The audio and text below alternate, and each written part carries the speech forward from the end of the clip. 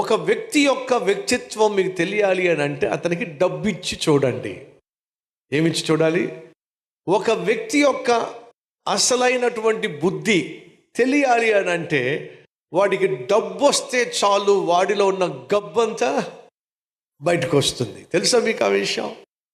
డబ్బు ఉన్నప్పటికీ కూడా తన జీవితాన్ని గబ్బు కాకుండా చేసుకోగలిగిన వాడే అసలు సిసలైన వ్యక్తిత్వం కలిగిన వాడు.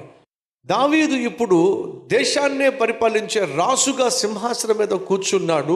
ఇప్పుడు తనకు కొదువ అంటూ ఏమీ లేదో, కొదువ లేనటువంటి సమృద్ధి కలిగినటువంటి శ్రేష్టమైనటువంటి స్థానానికి చేరిన దావీదు మనస్సులో కలిగినటువంటి మొట్టమొదటి ఆలోచన ఏంటో తెలుసా మీకు? ప్రశ్న: మీకంటూ ఉద్యోగం వస్తే ఏం చేస్తారు? ఉద్యోగం రానివ్వండి, అప్పుడు చూస్తాం. అవునంటారా? మీకంటూ ప్రమోషన్ వస్తే ఏం చేస్తారు? మీ వ్యాపారంలో లాభం వస్తే మీరు ఏం చేస్తారు? మీరు అనుకున్నది సాధిస్తే మీరు ఏం చేస్తారు? ఒకసారి ఆలోచించండి. నాకంటూ ఉద్యోగం వస్తే మొదటి జీతంతో ఫస్ట్ నేనేం చేస్తానంటే ఎప్పటి నుంచో అనుకుంటున్నా, ఏమని? బైక్ కొనుక్కోవాలని. ఎప్పటి నుంచో అనుకుంటున్నా, ఏమని? మంచి సెల్ ఫోన్ కొనుక్కోవాలని. అంటే నీ చేతికి డబ్బులు వస్తే నువ్వు మొట్టమొదటిగా చేసే పని ఏమిటంటే నీకు బహు ఇష్టమైన పని నువ్వు చేస్తావు, అంతేగా? మరి దావీదుకి ఇప్పుడు ఏ లోటు లేదు. దేశానికి రాజు, సకల ఆశీర్వాదాలు అనుభవించేటటువంటి చోటుకు వచ్చినప్పుడు మరి తాను చేయాలనుకుంది ఏమిటి? తాను చేయాలనుకుంది ఏంటో తెలుసా మీకు?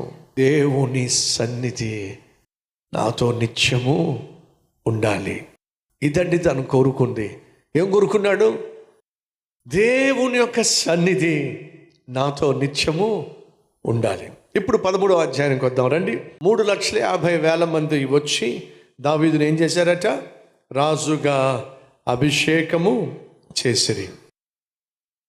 38వ వచనం కూడా చదువుతున్నాను. ఇశ్రాయేలీయుల కడమ వారందరూ ఏక మనస్కులై దావీదును రాజుగా నియమింపవలనని కోరి ఉంటిరి. రైట్. ఇప్పుడు రాజుగా అభిషేకించబడిన తరువాత రాయబడినటువంటి అధ్యాయము 13వ అధ్యాయము. దావీదు సహస్రాధిపతులతోనూ శతాధిపతులతోనూ అధిపతులందరితోనూ ఆలోచన చేసి సమాజముగా కూడిన ఇశ్రాయేలీయులతో ఇలాగు సెలవిచ్చెను. ఈ యోచన మీ దృష్టికి అనుకూలమై మన దేవుడైన యెహోవా వలన కలిగిన ఎడల ఇశ్రాయేలీయుల నివాస ప్రదేశములంతటా శేషించి ఉన్న మన సహోదరులను తమ పట్టణములలోను పల్లెలలోను కాపురమున్న యాజకులు లేవీయులను మనతో కూడుకున్నట్లు వారి వద్దకు పంపి అందరూ రావాలి. ఏం పిలుస్తున్నాడు? అందరూ రావాలి. అందరం కలిసి దేవుణ్ణి సేవించాలి. సహస్రాధిపతులను పిలిచాడట, శతాధిపతులను పిలిచాడట, అధిపతులందరినీ పిలిచాడట. సమాజంలో కూడిన ఇశ్రాయేలులందరితో ఈ విధంగా చెప్తున్నాడట. ఏమిటి? యెహోవా దృష్టికి అనుకూలమై మన దేవుడిని యెహోవా వలన కలిగిన ఎడల ఇశ్రాయేలీయుల నివాస ప్రదేశంలంతటా శేషించి ఉన్న మన సహోదరులందరికీ ఈ విషయం తెలియజేయండి. ఏమిటి అని అంటే మనం అందరం కలుసుకోవాలి. దేనికి కలుసుకోవాలి అని అంటే 3వ వచనం, మన దేవుని మందసమును మరలా మన యొద్దకు కొనివత్తము రండి. దేవుని మందస్సాన్ని మన మధ్యకు తీసుకొచ్చుకుందాం. దేవుని మందస్సము మీకు జ్ఞాపకం ఉందా? దేవుడు ఆనాడు పర్వతము పైన మోషేకు ప్రత్యక్షమయ్యాడు. పర్వతము పైనే దేవుడు ప్రత్యక్షమై దేవుడు మోషేకు 2 పలకల మీద 10 ఆజ్ఞలు కూడా ఇచ్చాడు. మహిమా స్వరూపి అయినటువంటి దేవుడు మనుషుల మధ్య నివసించటం సాధ్యం కాదు గనుక ఆయన పర్వతం మీద దిగినప్పుడు మోషే కూడా యెహోవాను చూడలేకపోయాడు, ఆయన మహిమను చూడలేకపోయాడు. మోషేను తాను ఉన్న కొండపైకు పిలిపించి, మోషే, నాకు ఒక కోరిక ఉంది. ఏంటి ప్రభువా? నేను కూడా వచ్చి మీ మధ్య నివసించాలని ఆశపడుతున్నాను. ఏమంటున్నాడు దేవుడు? నేను వచ్చి మీ మధ్య నివసించాలని ఆశపడుతున్నాను. కాబట్టి నువ్వు చేయాల్సింది ఏమిటయ్యా అంటే ప్రత్యక్ష గుడారమును నిర్మించు. ఆ ప్రత్యక్ష గుడారములో అతి పరిశుద్ధ స్థలాన్ని నిర్మించు. ఆ అతి పరిశుద్ధ స్థలములో నా కొరకు ఒక మందసమును నిర్మించు. అక్కడ నుండి నేను నీతో మాట్లాడతాను అని దేవుడు మోషేకు తెలియచేశాడు. అక్కడ నేను నిన్ను కలుసుకుంటాను. కరుణాపీఠము మీద నుండి, అది దేవుని యొక్క సన్నిధి. అక్కడ నేను మిమ్మల్ని కలుసుకుంటాను. దయచేసి గమనించాలి సంగమా, దేవుడు కోరుకున్న దేవుడో తెలుసా? తన ప్రజలమైన మన మధ్య దేవుడు నివసించాలి ఆశపడ్డాడు. ఆశపడి ఏం చేశాడు? ప్రజలందరికీ తన సన్నిధిని కనపరచాలని మందసము, ప్రత్యక్ష గుడారమును నిర్మించమన్నాడు. అందులో మందసమును నిర్మించమన్నాడు. ఆ మందసము దేవుని సన్నిధికి సాదృశ్యం. దేవుని యొక్క సన్నిధి నాకు దగ్గరగా ఉండాలి. ఆయన సన్నిధి కేంద్రంగా ఉండాలి. ఆయన సన్నిధే ఈ దేశానికి ఆశీర్వాదంగా ఉండాలి. ఒక దావీదు కోరింది ఏమిటో తెలుసా?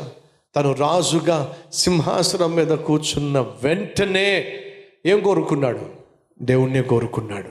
దేవుని సన్నిధినే కోరుకున్నాడు. ఏమవుతుంది మనం దేవుణ్ణి కోరుకుంటే? ఏమవుతుంది మనం దేవుని సన్నిధికి వస్తే? ఆయన సన్నిధి మీద ఆధారపడితే ఈరోజు నీ గుండెల్లోకి దేవుణ్ణి ఆహ్వానించి, ప్రభువా నువ్వు ఉంటే నేను క్షేమంగా జీవించగలను, నిర్భయంగా జీవించగలను, ఏ భయం లేకుండా జీవించగలను. ఎందుకంటే నువ్వు మమ్మల్ని ప్రాణంగా ప్రేమించావు. నీ ప్రాణాన్నైనా ఇచ్చేసావు, కానీ మా ప్రాణం మాత్రం పోకుండా కాపాడిన గొప్ప దేవుడు అయ్యా, నువ్వే కావాలి. నీ సన్నిధి మా ఇంట్లో ఉండాలని ఆశించేవాళ్ళు రండి కలిసి ప్రార్థన చేద్దాం. ప్రతి ఒక్కరు ప్రార్థనలు ఏకీవించాల్సిందిగా కోరుతున్నాను.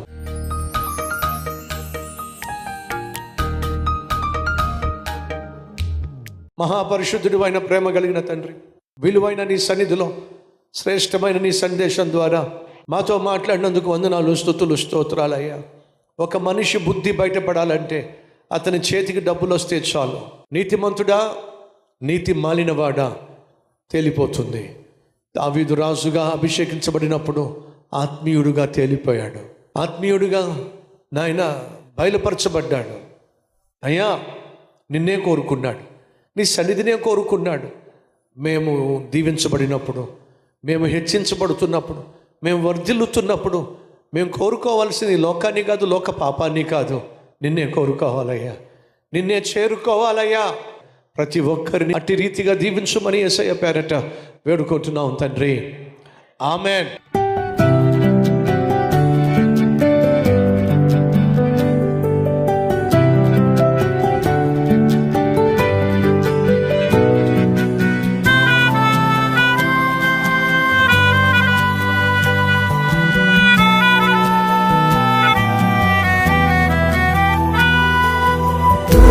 సందేశం మీకు ఆశీర్వాదకరంగా ఉంటే లైక్ చేయండి, అలాగే సబ్స్క్రైబ్ చేయండి.